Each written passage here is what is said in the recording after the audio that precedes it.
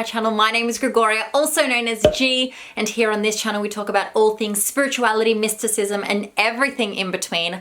I am so excited to deliver this video today. Today's video is all about white magic, black magic. And the reason this video came up is because about a week ago I shared something on my Instagram stories and I talked about the consequences of performing black magic. And a lot of people DM'd me and they were like, Gregoria, tell me more, please G, tell me more, explain this to me. And I agreed that I would record a video for you just so you understand the differences. Now, I'm not going to get into the technicalities of magic necessarily because there are so many different elements. The first thing I'll say is I really highly recommend a book called Magic is Real. I'll put it up here so you can see it on the screen. It really explains magic in all of its different definitions attached to paganism and Wiccan, and also attached to energy and the quantum field. It's a very, very good book and a very good place to start if you're unfamiliar with the concept of magic. And I know a lot of people don't like to use the word magic, especially in the spiritual community. A lot of them add a K at the end because the idea of magic with a C is connected to witches and wizardry and this supernatural kind of magic that doesn't exist in the three-dimensional world. However, I love using the word magic because magic to me is just energy manipulation. It's using the elements, the 5 elements. You have earth, fire, water, air, and spirit, and using those elements to amplify an intention. That's all magic is. And when we think back to witches that were burnt at the stake, what did they do? They used herbs and they created all of these potions. They were alchemists, okay? They used nature, bioregional medicines in order to heal ailments. They used spells, which were just affirmations, amplifying their intentions and their energy. They cultivated energy in a space. They created ceremonial circles in order for a whole group of people to intend. And we do that now. We have prayer circles. We have meditation circles. It is the same energy. They just identified it as magic, okay? But magic isn't something to be afraid of. It's a term that we should get familiar with and we should get comfortable with. And there's nothing to be worried about when you say, I practice magic, okay? Because magic is essentially harnessing energy in order to amplify an intention. That's all it is. Now, how to define the difference between white magic and black magic is intention. It's not so much about practice because the practice is actually very much the same for both. They use rituals, they use ceremonies, they use herbs and spices and crystals and tools such as pendulums and cauldrons, and it's all very similar in regards to the practice. The tools that are used within the practice may differ. So instead of using feathers and essential oils, they may be using sacrificial items like animals and blood and things like that. So the ingredients may differ, but the practice themselves or the rituals are very much the same, and they both have ceremonies, but it is about intention. So let's start with white magic. White magic is the embodiment of kindness, of goodness, of love, of purity, of honoring the free will of all. It's about healing, blessings, prayer, incantations, charms, songs, chants, spells. Now again, all of this can cross over into black magic too, but I'm focusing on white magic for now. It's often referred to as natural magic because you're just utilizing the energy of the earth to amplify an intention of love. You use the 5 elements, the air, water, fire, earth, and spirit, and you use those 5 elements in black magic too, but for the opposite intention. And you use white magic in order to reach a higher state, a higher spiritual state of enlightenment consciousness. That is one of the key intentions with white magic, is the intention is to awaken, to rise in consciousness, in state of consciousness. It's about spiritual enlightenment for self or for others, okay? It is about love. It is about love. White magic acknowledges that magic itself and amplifying energy or utilizing energy or manipulating energy doesn't just affect me as an individual, it affects the collective. Because as I rise, the entire universe rises with me. As I expand, the entire universe expands within me. That's acknowledging the law of divine oneness, okay? So white magic acknowledges this, that it's never just about me, it's also about the people around me that are affected by this magic. It's also about giving knowledge, giving divine knowledge. I consider consider myself a spiritual teacher and a mindset coach. So as a spiritual teacher, I'm giving divine knowledge, I'm channeling information and I'm sharing it with others. Is that not magic according to, its traditional definitions? It's about purification. It's about the attraction of aligned influences, like calling upon our spirit guides and our ancestors and our angels and people to come into our experience that can help us on our journey become more connected and more enlightened. It's about embracing the intuitive guidance from the higher self, because the higher self plants seeds of desire, right? And if I tap in intuitively, I can see that desire as something selfish, or I can see that as an intuitive calling. Okay, intention is everything. It's about attracting love, attracting luck, attracting abundance, okay? But remembering that we are not attracting something that isn't already of us, okay? Because if I am of the infinite supply, then the infinite supply is available to me. And I don't want to attract love to deny someone else of their free will. I want to attract love to experience an abundance of that love, and to experience an abundance of the luck, to experience an abundance of peace, etc. It's about cleansing, sending light to others. I have a post that I recently posted on my Instagram about how to send light to others. This is magic. This is energy manipulation, but it's for good. It's for love. It's about driving away evil forces. So even like cutting cord ceremonies, cutting energetic cords. It's about releasing soul contract ties that we had from past lives, karmic connections. It's about bringing all that to the surface. It's about curing illnesses or injury, or at least aiding to the ailments and trying to provide some sort of relief. It's about divination, and I've got something coming out recently. Launch is happening in the next 3 weeks,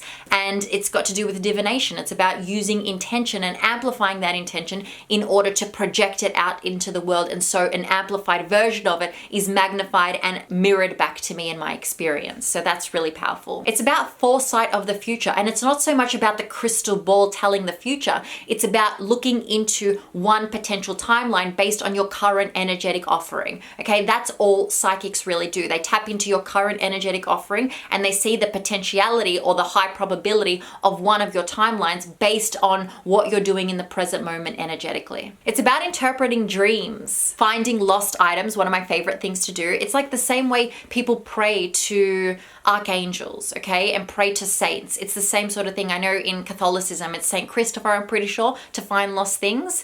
Correct me if I'm wrong, but it could be.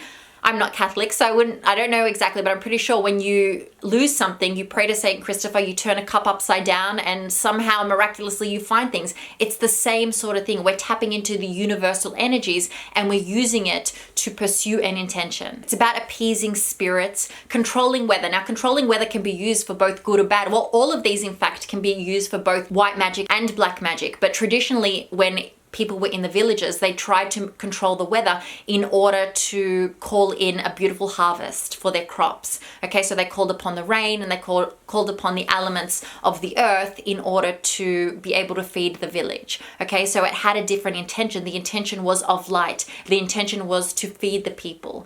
Okay, it wasn't like they do now using harps and things like that and chemtrails in order to manipulate the weather in order to hurt the people. That's black magic. That's ill-intentioned. Now, the key elements in all magic that amplify the energy are emotion, intention, and focus. They are the 3 elements required. So I have an intention when I perform the magic, and that intention will determine if I'm performing white magic or black magic, okay? And then I have emotion. I have to really be vibrationally connected to that intention, and I have to be focused upon it. And that's why we do ritualistic magic and ceremonial magic and even scripting and writing and journaling. And we have groups of people who sit in a circle and do it together because we are all focused on the one intention together, and that amplifies the energy of it. Now, you don't have to be aware that you're performing magic per se, because sitting down and journaling, you don't have to say, I'm a witch and I'm performing magic. That's not how it works. But it's to get more comfortable with the idea of magic. Magic isn't something that we need to be scared of. It's something pure and of light and of love if the intention aligns with light and love. Okay, let's talk about black magic real quick. So as I said, the magic that's used for both white magic and black magic is the same. It's just manipulating energy of the universe and using the universal laws, okay? And the rituals and ceremonies are very similar. It's the intention that differs. So black magic is used more for selfish advancements. It's vindictive, destructive, vengeful. It denies someone else's free will. So I shared an example where someone was trying to make someone fall in love with them, okay? And that is selfish. It is denying someone else of their free will, which you can never really do, but you can try to suppress someone else's free will. And it can also be incredibly toxic, okay? Because making someone else become obsessed with you or fall in love with you can become really obsessive and destructive really, really quickly, because the intention was not of light. It was not of love. It's about voodoo, Satanism, devil worshipping. It's about harm, evil, trying to steal energy or power. Now, an example that was used is sometimes when you go to countries like Peru, my battery's flashing, so it may cut out and I may have to charge the battery. So countries like Peru, what happens is there's fake shamans who try to lure you into doing ayahuasca ceremonies. And then what happens is they steal your energy and your power through these ceremonies. All right. So we have to be very mindful of where we're inviting the energy to come into our space. It's like healers. Sometimes there are evil healers, people that want to try and take that energy from you. It's about hexing, poisons, cursing. These things are not of light. They are to harm others, and they are ill-intended. And if we think of mainstream media right now, mainstream media uses symbolism, and it uses your focus and attention to take you away from the light. Okay, it tries to deny and suppress your connection to the divine. It uses black magic, and we're seeing it a lot with celebrities as well, and what's happening right now. And they manipulate the weather for ill-intended purposes. They try to inject us with things in order to put in toxins into our body, because part of the injections have aborted fetal cells. And when we're injecting that, it can be considered a satanistic ritualistic practice. Okay, so we have to be super mindful of what we're inviting into our space. Now, in religion, if you go back to religions have protection ceremonies, also known as things like baptisms, communions, things like that, which try to protect us from the evil. Now, both the good and the evil exist in the world, all right? We live in a world of duality. There is a balance of the two. You get to choose which you invite into your experience based on the intention behind them. Now, the reason why I brought up black magic in that post is because people don't realize that there is a debt to be paid. If you practice black magic, what will happen is that you will have a debt that you have to pay. Okay, and that debt may not be paid by you. It may be paid by your lineage. It may be paid by your children's children's children. And a lot of the time we're paying the debts from our ancestors that practice black magic, and sometimes unaware that they're practicing the black magic. We are manipulated quite easily. Think of musicians and their songs right now. They're putting all of these symbolisms and all of these subliminals in their music, and they're not even aware that they're performing black magic, and then there will be a debt to be paid. So we have to be super mindful. Whereas when it's of light, because it's of service and of love, the offering is already about raising the collective consciousness. The offering is already about serving others. And as we serve others, we amplify more of that energy for self, okay? So when you think of manifesting, you're like, well, is it manifesting money selfish? Well, no, because why are you trying to manifest money? Is it to hurt others, or is it to love others more? Is it to serve others more? It's to be able to give more, right? So it's all about the intention behind the two. My battery's flashing. That's a big sign telling me that I have to cut this video real short. I will do another video if requested. Please let me know. If you want more positivity, I have a free positivity rampage. Links are in the description box below. I love you so much. Please don't forget to like, share, and subscribe to my channel. And I will see you on another video. If you have more questions about this, I'll answer them below. So post them in the comments below, and I will answer all your questions about magic. I love you so much, and I'll speak to you soon. Bye.